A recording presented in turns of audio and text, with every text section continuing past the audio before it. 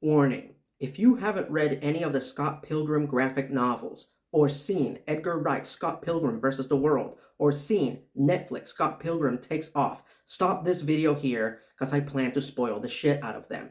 And also, you might want to go and read and see everything that I just mentioned because it is among some of the best pieces of media you will see anywhere in the world. That was a disclaimer. Anyway, so something just dropped on Netflix. I'm recording this right after I just saw it. However, you will see this about a month later. And it quite possibly is my all-time favorite piece of original content to ever be added to Netflix. So for those of you who don't know, for those of you who, in spite of my warning, are watching this and don't know what the heck Scott Pilgrim is, to put it quite simply, it is an anomaly in the world of comics where this is comic book series that has nothing to do with superheroes or sci-fi fantasy adventure, has some elements of the comic book genre in it, but doesn't follow any of the stereotypical tropes of good versus evil that most comic book franchises follow. This was created, it was created by Brian Lee O'Malley, who is a Canadian writer slash artist. And what you need to make peace with right away before you read Scott Pilgrim is that while this is not a story about superheroes and saving the world and all that, it very much takes place in a world where a lot of the tropes from superhero and fantasy comics are 100% real, and also tropes from video games as well.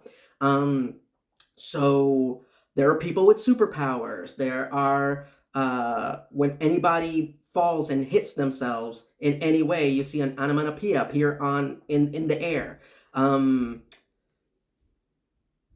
When somebody dies, they can get an extra life, and just things like that. However, because these are normal things within this world, everybody within the world is 100% nonchalant about it. It doesn't faze them to see two people engage in an epic, superpowered fight in the middle of the street and destroy half a block. Nobody's impressed by this. Everybody just goes about their business and are more focused on the other usual mundane things about life that most of us are focused on. Getting a job, dating, that sort of thing. Scott Pilgrim's Precious Little Life, which was the first volume in the Scott Pilgrim comic book series, came out in 2004. And then just 6 short years later, there was a movie right away. A movie was greenlit when I believe the second volume was officially released of Scott Pilgrim. And apparently there was a people that were just fast asleep when that movie was announced, because what caught my eye about that announcement was that the movie was going to be directed by Edgar Wright, the creator and director of the Cornetto trilogy and Spaced, which is another awesome show.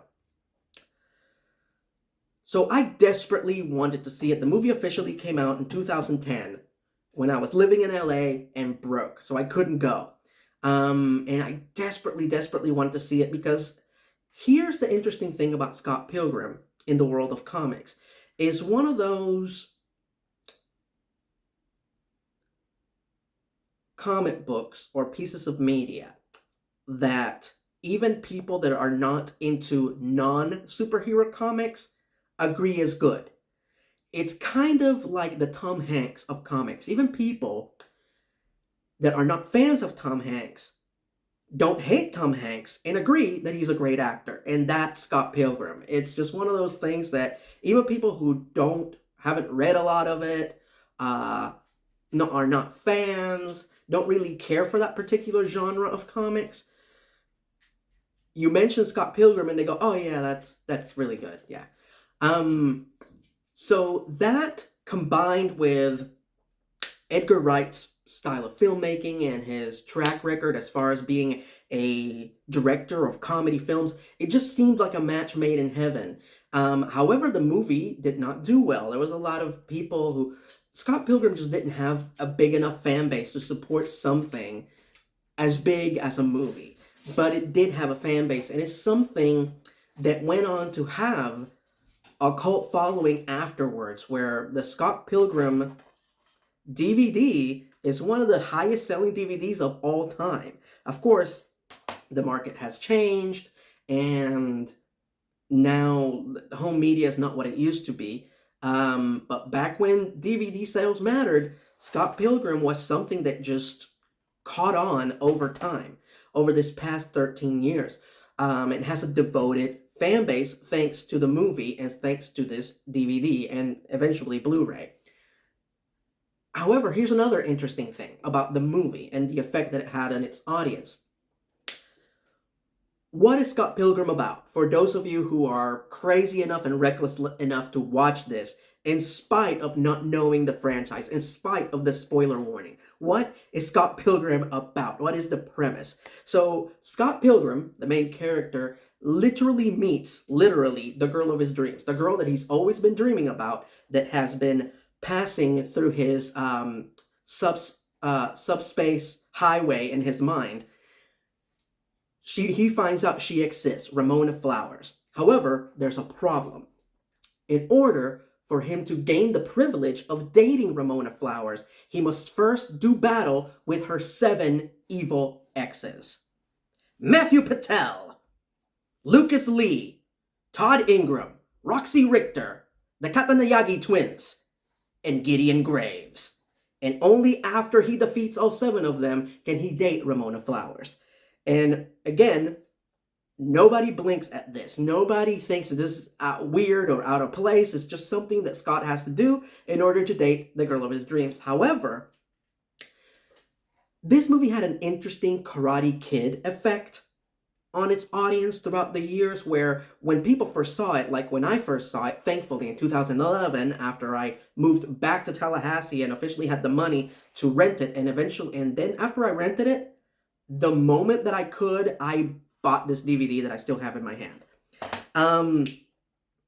When I first saw it, of course, I'm rooting for Scott, and I'm 100% on his side, and I desperately want him to defeat the evil exes, to get together with Ramona, and I saw the evil exes as nothing more than villains. But over time, myself and a lot of people experienced something that has become a point of contention when discussing the story of Scott Pilgrim, which is that maybe, just maybe, Scott and Ramona were not the good guys. And maybe, just maybe, the so-called League of Evil Exes weren't necessarily evil.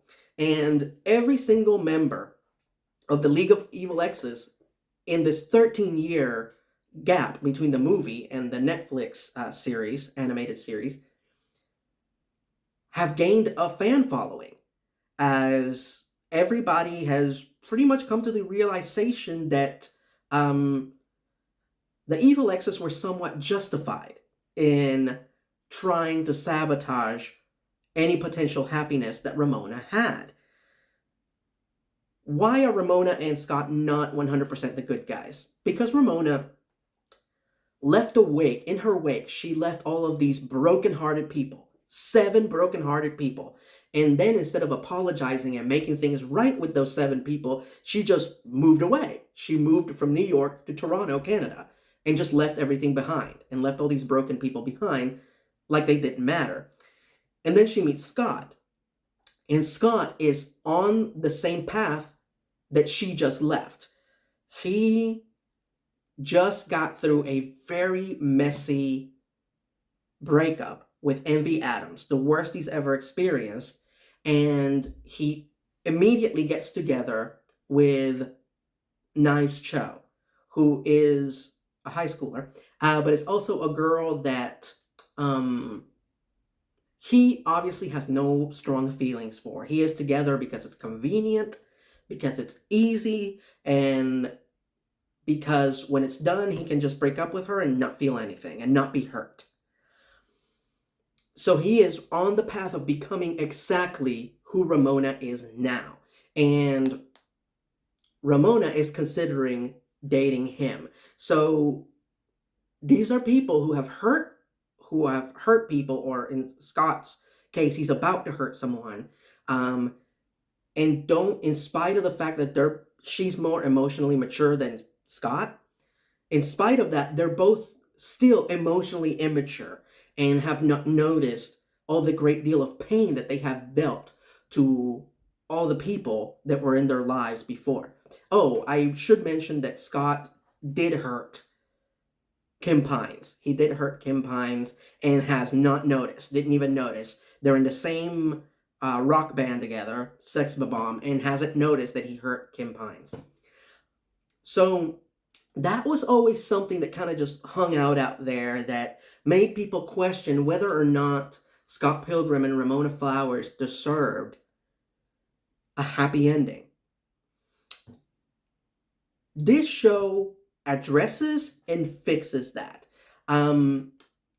So this show, created for Netflix, written by Brian Lee O'Malley himself, the creator of Scott Pilgrim, produced by Edgar Wright, the director of the original movie,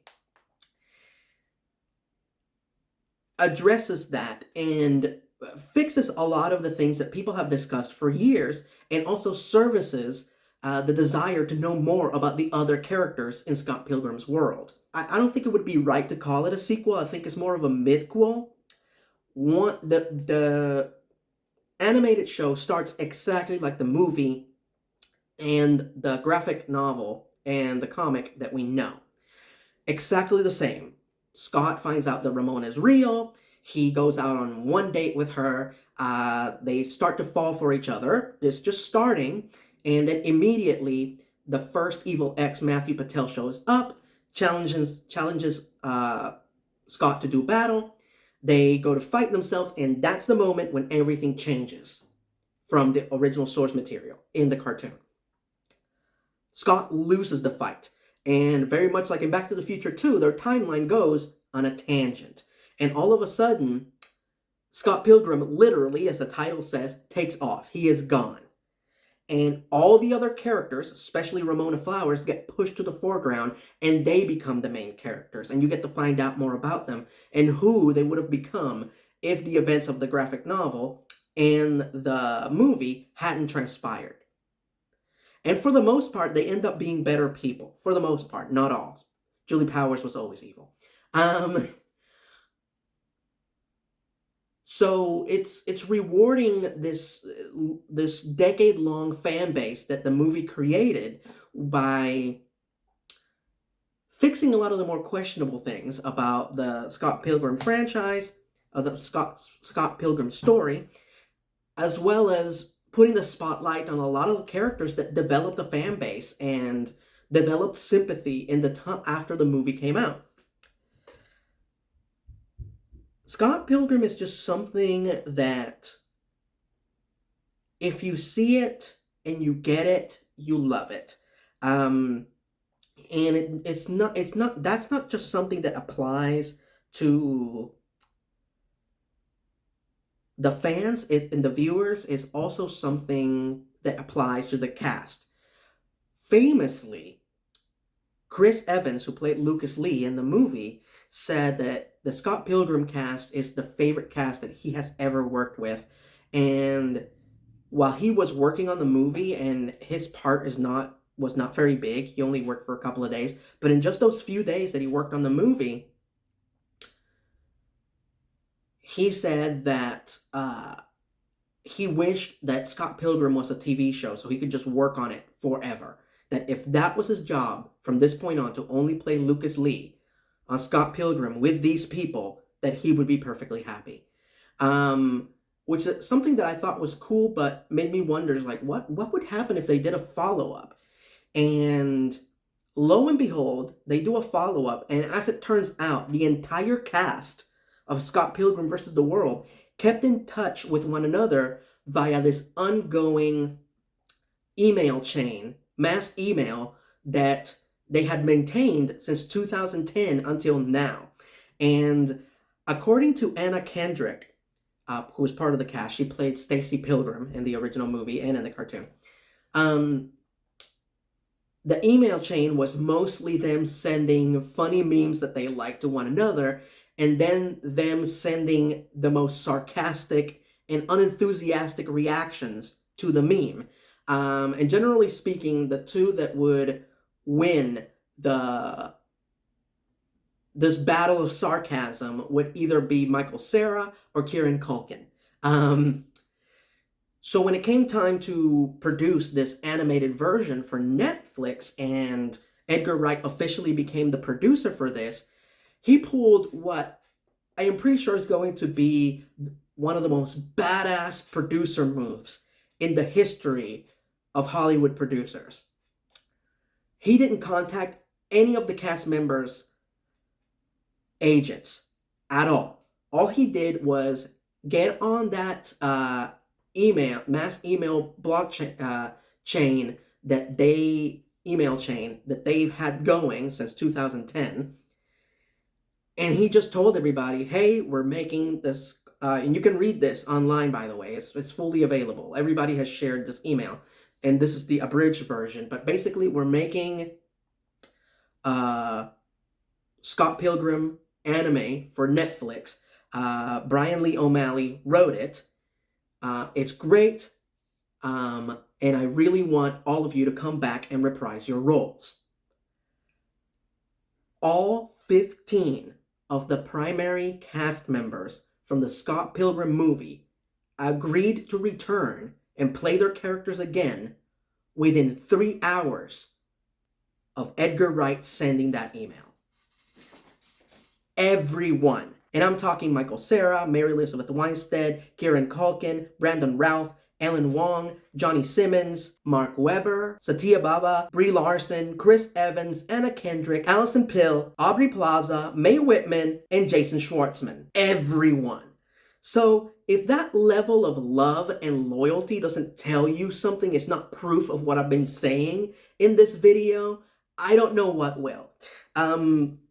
Of course, I'm a stickler for good voiceover. Some people, like Mae Whitman, are incredible at it. Others that I will not point out because these are their characters and I'm not going to criticize them making choices with their characters, not as good. But again, I'm not going to delve on that. The person that I do want to highlight, who's not an experienced voice actor but did an incredible job, Mary Elizabeth Winstead, Ramona Flowers, who again pretty much takes over the show as the main character, or at least the character that we follow the most in the series.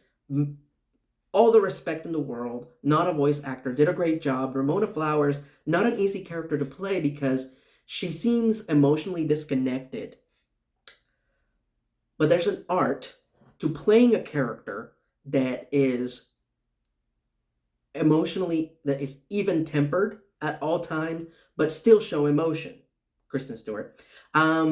And she did that beautifully in the movie and somehow managed to do that, put that performance from the movie into her voice for this animated series. So all the respect in the world. Like I said, the animated series starts out the same way as the story that we know and then takes off in a tangent and we see a whole other story. One in particular where Ramona is searching for Scott. It's the other way around. She knows that Scott is okay. She knows that Scott survived, and she's trying to find him. And that is her mission. But in the process of that, what she ends up doing is self-reflecting, realizing that she hurt these 7 people. And little by little, she starts to make things right with all 7 of them and apologize. And this also eventually applies to Scott. He goes on his own journey and he realizes that, oh my God, I became this horrible person, both literally and figuratively, if you know what I'm talking about. And when he gets back to the present, one of the first things that he does is confront Knives and apologize to her and break up with her appropriately.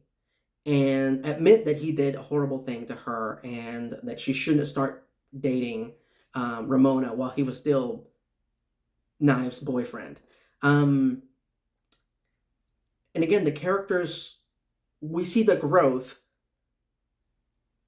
We see a more elaborate and satisfying version of the character growth in these characters that we saw in the movie. Where in the movie it's just very quick that they realize, oh, we did shitty things, and now we get a happy ending.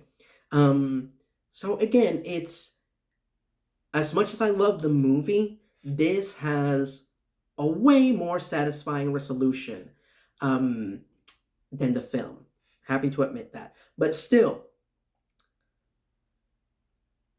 in a world where assholes are always complaining about comic book adaptations and how they're all the same and how they hate them and they're all bad, not only is Scott Pilgrim different, but it is great. And it is great across all of its versions. The comic book is great, the movie's great, and this anime miniseries on Netflix is also great. In fact, I only have one negative opinion about it. Again, this is just my opinion, but one negative opinion, and that is that I don't like the theme song. That's it. I don't like the theme song. Now, why is that important to me? Because in the Scott Pilgrim movie, every single piece of music, the entire soundtrack slaps. Every single one. So to hear a song that is not as good, especially the theme song, it sticks out for me. But again, that's just me. If you like it, by all means, continue liking it. But that's it. Scott Pilgrim across every iteration is awesome. One of my favorite ongoing tropes is just how meta the animated series is. There's even a moment where Chris Evans, movie star Chris Evans, the former Captain America, the guy that was the star, I believe the second highest grossing movie of all time, Chris Evans, as Lucas Lee says, that after he lost his career as an actor, as an on-camera actor, the only work that he can get is voicing an animated series. And that I love. However, the most awesome meta reference and my favorite meta reference in the show is when, at the beginning, Scott goes to Julie Power's party, and where he officially meets Ramona Flowers in person and has her first conversation with her. He starts talking about the Sonic the Hedgehog cartoons. Now, in the movie, the conversation is about Pac-Man. It's him sharing an obscure fact about Pac-Man's name with Ramona. Now, and that conversation serves a completely different function, story-wise, in the movie. In the movie, it's meant to display the difference between his relationship with Knives Cho and his potential relationship with Ramona Flowers. Early, just a few minutes before that conversation with Ramona, he delivers the exact same obscure fact about Pac-Man to Knives, and Knives loves it. She thinks Scott is brilliant. It's one of the coolest things she's ever heard. She loves it. And that illustrates that his relationship with Knives is easy. He doesn't have to try. He can say anything or do anything and she'll be happy. Then fast forward to him meeting Ramona Flowers and she's not impressed. And he screws up the fact it's not as interesting, it's not as funny. And she's just completely unfazed by what he just said. Which establishes that if he wants to be together with Ramona Flowers, he has to work at it. It's not going to be easy. It's not going to be simple. If he wants to earn her affection, he has to work for it. That's what that establishes in the movie. In the TV show, however, in the streaming series, is a brilliant meta reference as he is talking about the Sonic the Hedgehog cartoons, where there were two Sonic the Hedgehog cartoons on at the same time. One that aired throughout the week after school, called The Adventures of Sonic the Hedgehog, which was much more lighthearted, sillier version of Sonic the Hedgehog, and then one that aired on Saturday mornings, which was simply titled Sonic the Hedgehog. But fans have now insisted on referring to it as Sonic Sat AM. That was a more dramatic, more action-packed, darker version of Sonic the Hedgehog. And the one thing that these two very different shows about the same character had in common, outside of it being about the same character, was that in both versions they were both voiced by the same actor, Jaleel White. Two different versions of the same thing, where the main character was still voiced or played by the same actor. Two different versions of the same thing, where the same character was voiced by the same guy. And that line was delivered by Michael Cera. Brilliant. Anyway, and of course, the supporting cast, we got a lot of great supporting actors along the way. Absolutely loved Kevin McDonald from Kids in the Hall, playing the director of the Scott Pilgrim movie that's being made within the show, which is this movie right here. He played the fake director called Edgar Wrong, not Edgar Wright, Edgar Wrong. However, at the beginning of the next episode, which I think is called Light Camera Sparks. Lights Camera Sparks. Yeah. The very next episode, which is the documentary about the movie that didn't get made, at the very beginning, there's a disclaimer explaining what happened, and it is delivered by Weird Al Yankovic. And of course, all of you know I'm a huge Weird Al fan. However, I thought, man, it would have been funny if Weird Al was the voice of the director, the fake director, the fake Scott Pilgrim movie that didn't get made. The character that is a parody of Edgar Wright. However, Kevin McDonald did such a fantastic job. I don't want to complain about, getting gold and wanting platinum instead. No. Kevin is fantastic. He's one of the greatest comedic actors of all time. A great voiceover actor. Not complaining. The other wonderful voiceover cameos that we actually got the stars of the Cornetto trilogy, Simon Pegg and Nick Frost, playing a couple of security guards that eat a very specific brand of ice cream. Gee, where have I seen that before? Idea. So that was deeply appreciated. So the other reason why the meta reference to Sonic the Hedgehog, the same guy playing the same guy, reference was so genius is because in this story, the villain turns out to be whom a lot of people believe the villain to be in the original version of the story, Scott Pilgrim. Scott turns out to be the final boss. He was the one who pulled the young Scott Pilgrim out of the timeline and created the tangent, created the problem, and he is the one that everybody ends up fighting in the finale that is brilliantly called The World versus Scott Pilgrim. And this is something that could be studied and dissected forever and ever, them basically is telling you that you are your own worst enemy. The only one standing in your way or limiting you is you, so on and so on. But like I said, it's also addressing something that people noticed about the original movie, that it wasn't necessarily the evil exes who were the villains here.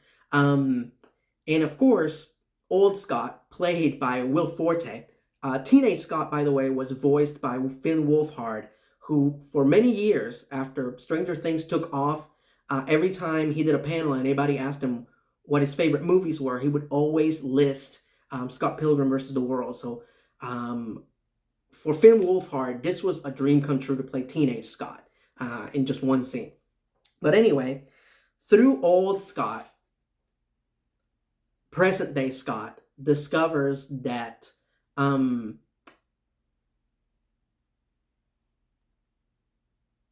not only does he self-sabotage, but at the same time, he inadvertently helped himself. He saw how crappy he is, how crappy he can be, and that often his rash decisions are not for the better. And old Scott believes that if he just removes himself from the timeline and doesn't get together with Ramona, things will be better. But by doing that, he showed Scott, his present day Scott, everything that's going to happen through the vegan robot. He sees everything that's going to happen, and he sees all his mistakes, and he changes for the better, finally. But it takes his old self showing his present day self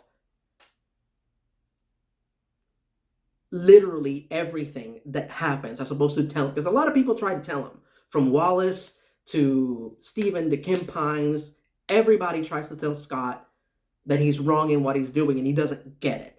It's not until he's blatantly shown everything that will happen and how it'll end up that he gets it. He officially gets it. But at the end of the day, it is Ramona who is the hero here, and figures things out way beforehand and sets things right. Her and her future self set things right. And one very, very beautiful finale where literally all the characters that we loved from the movie join forces against one of the people, or the main person that a lot of fans believe to be the actual bad guy in the original movie. And there you go. Those are my opinions of Netflix's Scott Pilgrim Takes Off. Agree, disagree, feel free to say so in the comment section below. A few announcements before I sign off. Right now, on my Patreon page, I did an E-Rant on DC and Warner's Blue Beetle. A lot of you have been waiting to find out what I thought about this movie, so I'm sharing my unscripted, unfiltered, unedited thoughts on my Patreon page. So if you want to see that, but you're not a patron, all you have to do is go to patreon.com/erod and pledge $1. That's it. You pledge $1 and you're helping me to continue being the Blockbuster Buster, and in return, you get bonus videos. You can't beat that with a wooden stick. And now I will announce what my next honest review will be. This is a show that I've desperately wanted to talk about for a long, long time. It's one that I have a strong connection and affection for. I mentioned it once during top 10 that I did, and ever since I always felt like, man, I just want to go back and just talk about this show for a full video. So I'm doing it next time for my next honest review, which will be on The Adventures of Briscoe County Jr. Awesome show. Check it out if you can before you get to see my video. If not, I will give you the 411 on the show in just a few weeks. Thank you for watching. Thank you for your ongoing support, because the fact of the matter is that I could not do what I do without you.